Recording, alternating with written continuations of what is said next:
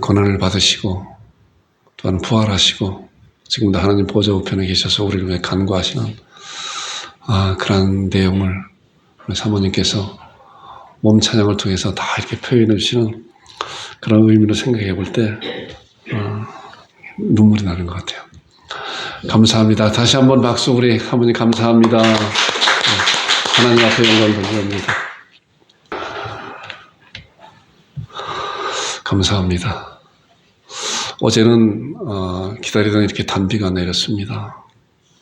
많은 비는 아니지만 그래도 아주 갈급한 그런 대주에 이렇게 단비가 내린 것 같아서 참 감사하다 하는 생각이 들고, 때가 되면은 그렇구나 하면서 오늘도 우리의 심령 가운데 이 강단을 통해서 하나님께서 우리 성도님과 또 저에게 말씀을 통해서 말씀의 단비를 내릴 때 아멘으로 받는 여러분과 제가 되기를 주님의 축원드립니다. 아멘. 오늘 히브리서 10장 1절 말씀 함께 말씀을 읽었습니다. 스데반 집사 설교 네 번째입니다. 그래서 오늘 율법과 예수님에 대해서 본문에 있는 말씀 보니까 율법은 장차 올 좋은 일의 그림자일 뿐이요 참 형상이 아니므로 해마다 늘 드리는 같은 제사로는 나오는 자들을 언제나 온전하게 할 수 없느니라. 이제 이 말씀을 중심으로 함께 말씀을 이제 나눌 것인데, 지난주에도 이제 율법이 무엇인가에 대한 말씀을 나눴습니다. 오늘은 율법과 예수 그리스도, 특별히 율법의 이제 제사와 예수 그리스도의 그런 제사가 어떤 것인가 말씀을 통해서 정확히 우리가 신앙하면서 우리 말씀을 잘 다지는 여러분들이 되기를 주님을 축원드립니다. 쉽지 않은 그런 말씀임에도 불구하고 굉장히 중요한 교리적인 그런 말씀이에요. 그래서 우리가 말씀에 단단히 써야 돼요. 이 목사는 이 강단에 쓸 때마다 계속 여러분들이 그런 말씀을 자주 드리잖아요. 말씀에 단단히 써야 돼요. 이 말씀은 100번, 1000번 말씀드려도 괜찮아요.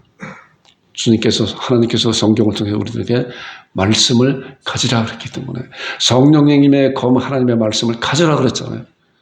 이 율법책을 네 입에서 떠나지 말게 하며 주야라 그것을 묵상하여 그 가운데 기록한 대로 다 지켜 행하라 그랬잖아요. 그래서 그리스도의 말씀이 너희 속에 풍성히 거하라. 하나님의 성경 말씀 가운데서 곳곳에마다 하나님의 말씀을 가져라. 듣고 잊어버리는 것이 아니라 그 말씀을 마음판에 새기라 그래요. 그래서 마음판에 말씀을 잘 새기기 위한 것은 다른 거 없잖아요. 말씀을 계속적으로 보고 묵상하고 하나님께 주신 그런 기억력을 기억하고 하는 그런 분들이 되기를 바랍니다.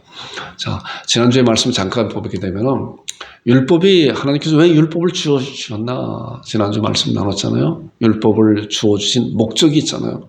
지키라고 준 것이 아니잖아요. 성경을 통해서 명확하게 하나님께서 사도 바울을 통해서 말씀을 기록한 거. 로마서 3장 20절을 보니까 율법은 뭐예요? 죄를 깨닫게 하는 것이 지키라고 하는 것이 아니다. 그 다음에 로마서 7장 13절을 보니까 죄를 드러나게 하는 거다. 드러나게. 거울 역할을 하는 거다. 그 다음에 갈라디아서 3장 24절. 예수 그리스도께 인도하는 초등교사다. 크게 이제 세 가지로 나눴어요. 다른 말씀도 많은데, 율법을 하나님께 주신 목적은 죄를 깨닫게 하고 죄를 드러나게 하고 예수 그리스도께 인도하는 초등교사 역할을 하는 것이다. 거울 역할을 하는 것이다. 이렇게 지난주에 말씀을 함께 나눴잖아요. 자, 보세요. 자, 본문에 있는 말씀이 이제 보니까 율법은 장차 올 좋은 일의 그림자일 뿐이요 참 형상이 아니라 그랬잖아요. 이제 부정적인 그러한 극부정은 극긍정이라 그랬잖아요. 율법은 그림자일 뿐이요 참 형상이 아니다.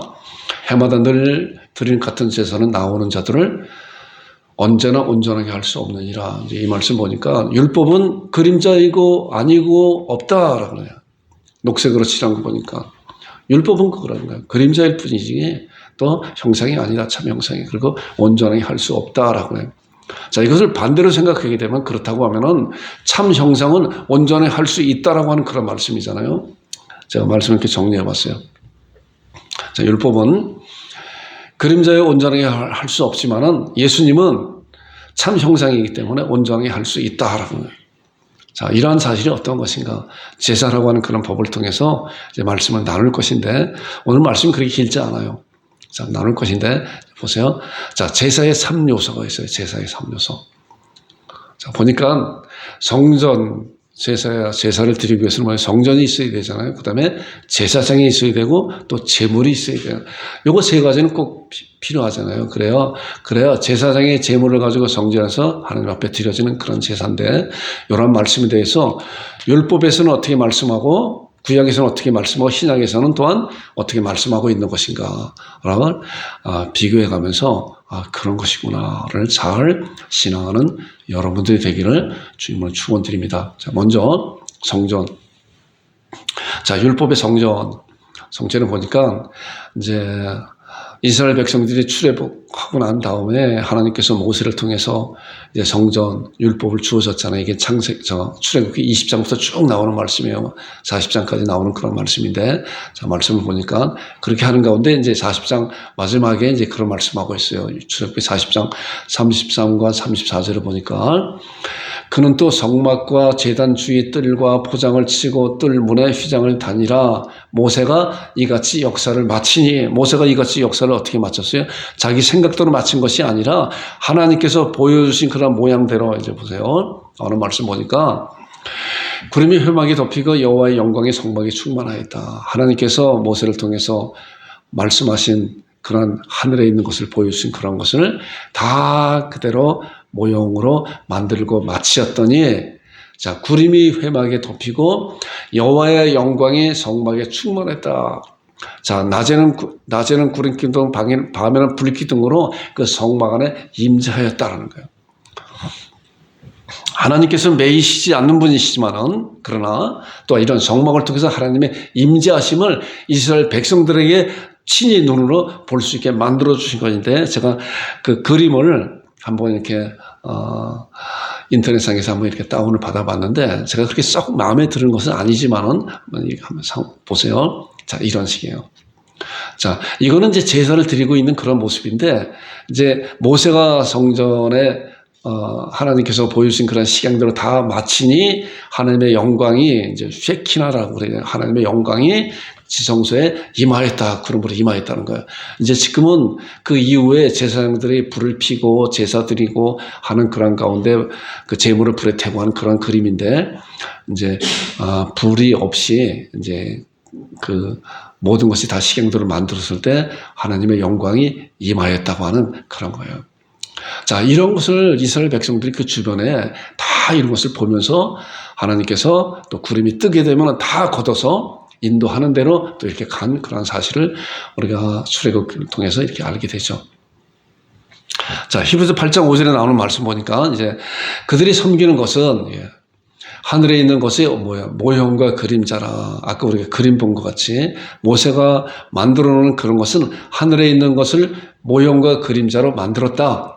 그래서 모세가 장막을 지으려 할 때 지시하심을 얻은 것 같으니 이리시되 산과 모든 것을 산에서 내게 보이던 본을 따라 지으라 하셨느니라 라고 모세에게 하나님께서 말씀하고 명령한 대로 아까 그림같이 그렇게 지었더니 모든 것을 다 만들고 놨더니 하나님의 영광이 임하였다는 거예요.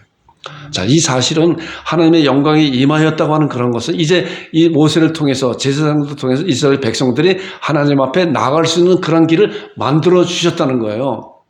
자, 그런데 우리가 지난주에 말씀을 나눴잖아요. 그 율법은 주어질 때가 있고 마칠 때가 있다 그랬잖아요. 자, 율법은 천사들로 말미암아 모세의 손을 빌어서 이 세상에 주어졌고, 그 다음에 약속하신 자손이 오실 때까지 있을 것이라고 갈라디아서 3장 19절에 말씀하고 있는 거예요. 그런데 유대교에 있는 사람들이 어땠어요? 예수님을 메시아로 구세주로 믿지 않았기 때문에 아직까지 메시아가 오지 않았다. 그래서 우리는 지금 이러한 성전을 통해서 하나님 앞에 드려지는 예배가 지속되어야 된다라고 그렇게 알고 있었잖아요. 그래서 그런 거에 대충돌이 일어나서 스데반 집사가 그런 일 때문에 하나님을 모독하는 그런 죄로 이제 돌에 맞서서 죽는 그런 비참한 죽음을 보게 되는데, 그러나 세상적인 그런 눈을 봤을 때 비참한 죽음이면 하나님의 관점에 봤을 때는 굉장히 영광스러운 그런 죽음이었었잖아요.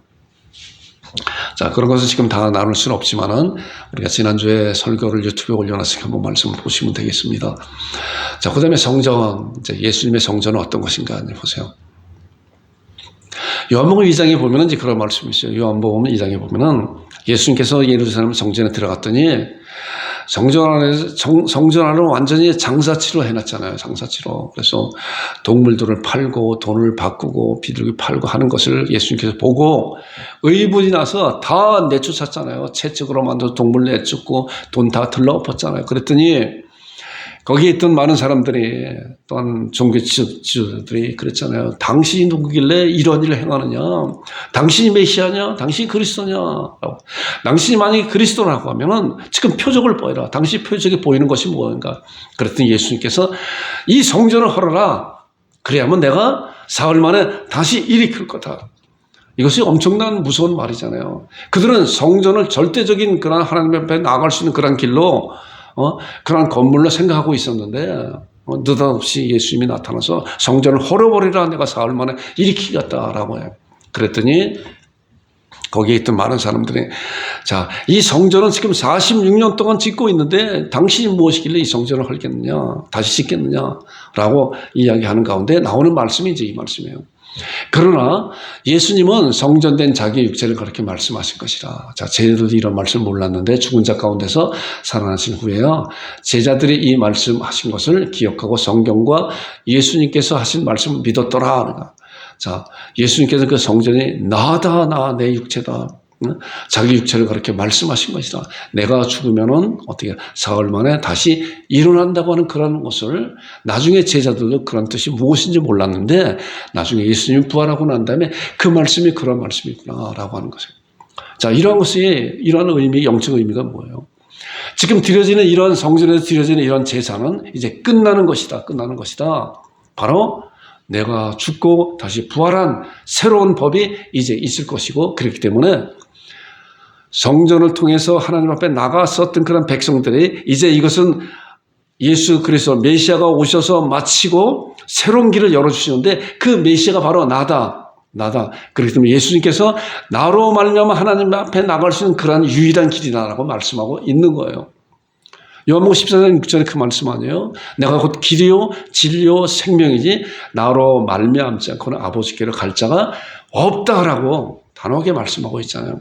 이제 성전을 통해서 하나님 앞에 나가는 것이 아니라 예수 그리스도의 유일하신 길을 통해서 하나님 앞에 나갈 수 있는 그런 것이다 라고 하는 말씀하고 있는 거예요. 자, 히브리서 9장 24절에 보면은 이제 그 말씀이에요. 그리스도께서 참 것의 그림자인 손으로 만든 성소에 들어가지 아니하시고 바로 그 하늘에 들어가사 이제 우리를 위해 하나님 앞에 나타나시다. 어디야? 자, 아까 보니까 율법은 장차오는 것의 그림자가 참 형상이 아니라 그러는데, 그 참 형상이 뭐예요? 하늘에 있는 그곳이잖아요. 하늘에 있는 그곳. 그것이 하나님이 임재하시고 계시고, 물론 하나님께서는 온 우주 가운데 천지에 충만한 그런 하나님이에요. 우리가 지금 예배드리는 이런 예배 가운데서도 우리 하나님께서 임재하셔서 우리의 예배를 받으신다고, 우리 성경 말씀부터 우리가 알고 그런 신앙을 가지고 우리가 하나님 앞에 예배 드리는 거잖아요. 그 하늘에 들어가서 예수님께서 하나님 앞에 이제 제사를 드렸다는 거예요. 자, 이제 대제사장에서 율법을 어떻게 말씀하고 있는가 보세요. 보니까 율법은 약점을 가진 사람들을 제사장으로 세웠다. 약점. 이 약점이 뭔가 보니까 7장 23절에 말씀하고 있죠. 제사장된 그들의 수요가 많은 것은 죽음으로 말미암아 항상 잊지 못함이라. 자, 율법적인 그런 제사장들은 한 명이 아니라 제사장들이 많아요. 왜 많아야 되느냐? 여기 답이 있잖아요. 그 수요가 많은 것은 그 사람들이 언제 죽을지 모르기 때문에, 만약에 한 명이라고 하면 그 사람이 죽게 되면, 그 제사장이 죽게 되면 제사 드릴 수 있는 그런 제사장들이 없게 되잖아요. 그래서 죽음으로 말미암아 항상 잊지 못하기 때문에 제사장들을 많이 세우게 하는 것이다. 자, 그런데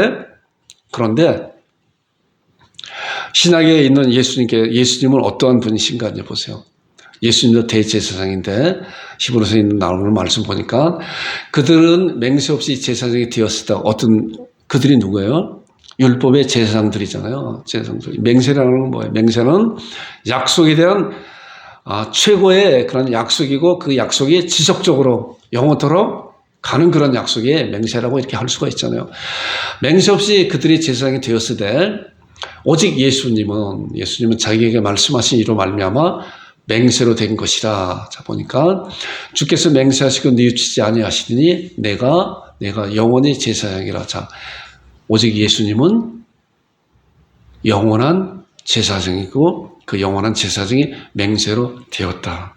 그렇기 때문에 예수님이 홀로, 그리고 그 이후에 다른 제사장이 필요 없다라고 하는 그런 말씀을 우리가 이런 성경을 통해서 명확히 아는데, 그래서 율법의 성전과 율법의 제사장과 신약의 성전과 신약의 제사장은 이렇게 달라요. 율법은 한시적이라고 그랬잖아요. 그러나 신약에서 말씀하고 있는 예수님께서 율법을 완성하시고 마쳤기 때문에 그 이후로는 이제 다른 성전이 필요 없고 다른 제사장이 필요 없다고 말씀한 근거가 하나님께서 예수님을 맹세로 세우시고 그 예수님은 영원한 제사장이기 때문에 다른 제사장이 필요 없다는 거예요. 자, 다음에 나오는 말씀도 보니까 예수님이 어땠어요? 그러면 우리에게 큰 대제사장이 계시니 승천하시니 곧 하나님의 아들 예수시라 우리가 믿는 도리를 굳게 잡을지라. 예수님은 뭐예요? 하늘에 승천하셔서 지금도 살아계시기 때문에 다른 제사장이 필요 없다라고 하는 그런 말씀을 우리가 이 말씀도 알게 됩니다. 또 예수님은 영원히 계심으로 제사장 직분도 갈리지 아니하느니라. 자, 어때요? 예수님은 지금도 살아계시죠? 여러분 믿으세요? 우리 눈에 보이지 않지만은 우리는 말씀을 통해서, 신앙을 통해서 하나님 보좌 우편에 계신 예수님을 믿고 그분이 대제사장으로 지금도 그 제사장 역할을 감당하고 있다고 하는 거예요. 그래서 예수님이 이제 영원히 계시기 때문에 다른 제사장이 필요 없다고 분명하게 말씀하고 있는 거예요. 우리는 이러한 신앙을 말씀을 통해 잘 정확히 다져지는 여러분과 제가 되기를 주님으로 축원드립니다. 이제 제물에 대해서. 아까 제사의 3요소가 뭐라고 그랬어요? 성전과 대제사장과 제물이라고 그랬잖아요. 이제 마지막 제물이에요. 자, 율법에서는 제물을 어떻게 말씀하고 있는가 이제 보세요. 히브리서 10장 11절에 보니까 제사장마다 매일 서서 섬기되 자주 같은 제사를 드리되 이 제사는 언제나 죄를 없게 하지 못하느니라. 어떤 제사길래 언제나 죄를 없이 못하고 매일같이 지려야 되고 1년에 1차씩 또한 대속죄를 드려야 되는 그런 것인가? 자, 그 다음에 나오는 말씀이 그 답을 주고 있어요. 그러니까 그러나 이 제사들은 해마다 죄를 기억하게 하는 것이 있나니 이는 황소와 염소의 피가 동물로 드려지는 구약적인 그런 제사의 그런 동물적인 피가 어때요? 능히 죄를 없이 하지 못함이라. 그런 죄로서는 단번에 영원한 그런 속죄를 드릴 수 있는 그런 것이 아니라 한시적이다. 구약적으로 드려지는 그런 제사가 이렇게 말씀하고 있어요. 자, 그렇다고 하면은 예수님께서 드려지는 그런 제물은 어떠하신가? 세례 요한이 예수님이 오시는 그런 모습을 보면서 말씀하고 있는 내용이 요한복음 1장 29절이잖아요. 우리가 잘 아는 말씀이죠. 제가 이 말씀을 자주 인용하는데 굉장히 놀라운 선포예요. 세례 요한이 예수님을 바라보면서 그랬잖아요. 이튿날 요한이 예수께서 자기의 나오심을 보고 이르되 보라 세상 죄를 지고 간 하나님의 어린 양이라. 굉장히 세상 죄를 지고 간 하나님의 어린 양이다. 많은 사람들은 그런 사실을 잘 몰랐어요. 같은 눈을 가지고 육신의 눈을 가지고 예수님이 오시는 것을 보았음에도 불구하고 세례 요한만 영안이 열린 가운데 예수님을 오시는 그런 모습을 보면서 보라 세상 죄를 지고 가는 하나님의 어린 양이라고. 세상 죄가 누구예요? 이 목사가 그 전에 그런 생각을 많이 했어요. 세상 죄는 남 빼는 거 다 세상인 것 같아요. 그런데 그런 것이 아니라 세상 죄가 보라 건너길의 죄를 지고 가는 하나님의 어린 양이라고 우리는 선포할 수가 있는 거예요. 그래 틀린 거 아니잖아요. 여러분들 이런 말씀 가운데서 자기의 이름을 적용하면서 세례 요한이 바라본 것 같이 보라 나의 죄를 지고 가는 하나님의 어린 양. 이 하나님의 어린 양이 누구예요? 예수 그리스도잖아요. 예수 그리스도가 이제 제물로 이 세상에 오셨다고 말씀하고 있는 거예요. 자, 히브리서 9장에 나오는 말씀도 보니까 염소와 송아지의 피로 아니하고 염소의 송아지의 피는 한시적이라고 그랬잖아요. 오직 자기 피로, 오직 자기가 누구야? 예수 그리스도의 피로 영원한 속죄를 이루사 단번에 성소에 들어가셨느냐. 자, 보니까 영원한 속죄를 이뤘다. 영원히 속죄를 이루는데 예수 그리스도의 피로 말미암아 영원히 단번에 그 효력의 영원한 그런 효력의 속죄를 이뤘기 때문에 예수님이 돌아가신 2000년 이후에도 이 말씀을 받는 자는 그의 죄가 하나님 앞에 다 용서함 받은 놀라운 사실을 믿고 아멘 제가 그렇습니다 라고 하나님 앞에 고백하는 거예요. 우리는 그런 고백을 하잖아요. 내가 영원한 그런 죄로 말미암아 하나님 앞에 영원히 형벌 받을 수밖에 없는 그런 자였었는데 하나님께서 이 말씀을 보니까 예수 그리스도를 맹세로 제사장과 또한 제물로 세우셔서 여기 보니까 예수님의 피로 염소와 송아지의 피로 하지 않고 구약적인 그런 것을 하지 않고 예수님께서 스스로 자기 피로 영원한 속죄를 십자가상에서 돌아가신 그런 사실로 말미암아 하나님 앞에 완전히 죄를 갚아주셨다고 하는 그런 놀라운 사실을 이런 말씀을 통해서 우리가 신앙하며 감사하며 이 말씀을 우리 마음 가운데 잘 다져지는 여러분과 제가 되기를 주님으로 축원드립니다. 자, 히브리서 9장 14절에 있는 말씀 보니까 하물며 영원하신 성령으로 말미암아 흠없는 자기를 하나님께 드린 그리스도의 피가. 자, 하물며 영원한 성령으로 말미암아 흠없는 자기를 이제 이 전에는 염소와 송아지의 피도 죄를 속하게 하는데 하물며 영원하신 성령으로 말미암아 흠없는 자기를 하나님께 드린 그리스도의 피. 자, 예수 그리스도의 십자가상에서 돌아가신 그런 사실은 뭐예요? 하나님 앞에 피의 제사를 드리는 거예요, 제물로서. 이제 너희 양심으로 죽은 행실을 깨끗하게 하고 살아계신 하나님을 섬기게 못하게 했느냐. 자, 보세요. 그리스도의 예수 그리스도의 피가 너희 양심의 죽은 행실에서 깨끗하게 하고 뭐예요? 살아계신 하나님을 섬기게 하지 못하게 하느냐. 넉넉히 할 수 있다라고 말해요. 넉넉히 할 수 있다. 하물며 염소와 송아지의 피도 죄를 속하게 하는데 한시적으로, 그런데 하물며 흠없는 예수 그리스도께서 하나님께 드린 그리스도의 피가 살아계신 하나님을 섬기게 못하게 했느냐라고 하는 거라. 우리는 이러한 말씀을 받을 때마다 하나님 앞에 감사와 찬송과 환호할 수 있는 그런 신앙인이 되게 돼요. 아멘을 받는 여러분들과 제가 되기를 주님으로 축원드립니다. 자, 그래서 이제 예수님은 완전한 제사장으로 오셨잖아요. 성경을 통해서 근거를 가지고 말씀을 받잖아요. 완전한 맹세로서 제사장을 삼았고 다른 제사장이 필요 없잖아요. 그 제사장은 지금도 살아 계시기 때문에. 자, 그 다음에 완전한 제물이 되셨잖아요.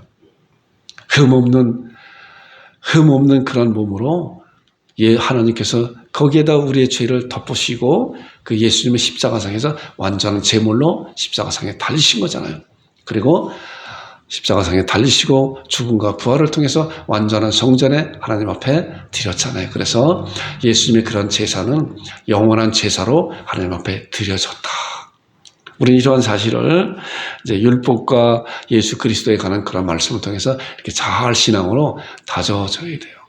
교리적으로 중요한 그런 말씀이에요. 이 율법적인 그런 말씀이. 그래서 그렇구나. 구약적인 그런 말씀은, 구약적인 것은 한시적이었구나. 그런데 신약의 예수님께서 율법의 마침으로 오셔서 완전한 제사장으로 오셨고 완전한 제물로 오셔서 완전한 성전에서 영원한 제사를 하나님 앞에 온전히 드려졌구나. 그래서 하나님께서 그 제사를 받으시고 너희 죄와 너희 불법을 내가 다시 기억지 않는다라고 하는 놀라운 사실을 선포한 것이 바로 이런 근거를 가지고 말씀을 선포한 것이구나 라고 하는 신앙을 잘 다져지는 여러분과 제가 되기를 주님을 축원드립니다. 이제 적용이에요. 결론이에요, 결론. 자, 이런 하나님의 백성들은 이제 어떤 것인가? 제가 데살로니가전서 5장 16절부터 나온 그런 말씀을 이렇게 선택을 해봤어요. 말씀을 묵상하면서. 우리가 잘 아는 말씀이잖아요. 항상 기뻐하라, 쉬지 말고 기도하라, 범사에 가면 이 말씀이거든요. 자, 보세요, 말씀을. 제가 말씀을 할 때 여러분들 마음 가운데서 그 말씀을 받으시기 바랍니다. 이제 하나님께서 우리를 자녀 삼아주셨는데 대단한 대가를 지불하고 사셨잖아요. 그 대가가 뭐예요? 예수 그리스도의 완전한 제사장과 완전한 제물로 하나님 앞에 온전히 드려지는 그런 제물로, 그런 대가를 받고 우리가 하나님의 자녀로 삼은 그런 것을 이제 하나님께서 우리에게 요구하시는 말씀이 뭐예요? 항상 기뻐하라, 쉬지 말고 기도하라, 범사에 감사하라. 아멘을 받는 여러분과 제가 되기를 바랍니다. 아멘. 그 다음에 이런 것이 무엇인가? 이것이 그리스도 예수 안에서 너희를 향하신 하나님의 뜻이라는 게 하나님의 뜻이. 그래서 항상 기뻐하고 쉬지 말고 기도하고 범사에 감사하라. 내가 이런 상황과는 뭐 어떻게 기뻐합니까? 기뻐할 걸 잘 찾아보면서 우리가 하나님께서는 우리에게 고난도 허락하시는 거예요. 고난 가운데 기뻐하고 우리가 스데반 집사가 돌에 맞아 죽는 억울한 죽음을 당하면서도 어땠어요? 하나님 앞에 기도했잖아요. 감사 기도했잖아요. 저들이 알지 못하기 때문에 저들의 죄를 용서해달라고 하는 놀라운 신앙의 표현을 하나님 앞에 기도하면서, 그리고 어땠어요? 하나님 보좌 우편에 서신 예수 그리스도를 바라보면서 주여 내 영혼을 받으시옵소서라고 하는 놀라운 그런 신앙 고백을 한 것을 우리도 갖는 여러분들이 되기를 주님으로 축원드립니다. 자, 그 다음에 나오는 말씀이 성령님을 소멸치 말며 예언을 멸시하지 말고 범사에 헤어려 좋은 것을 취하고 악은 어떤 모양으로 버려라. 이러한 여러분들이 되기를 주님으로 축원드립니다. 이 말씀을 보면서 마찬가지로 저에게도 성령님을 소멸치며 성령을 소멸한다고 하는 그런 말씀은 그거잖아요. 성령께서 우리 안에서 역사하고 계세요.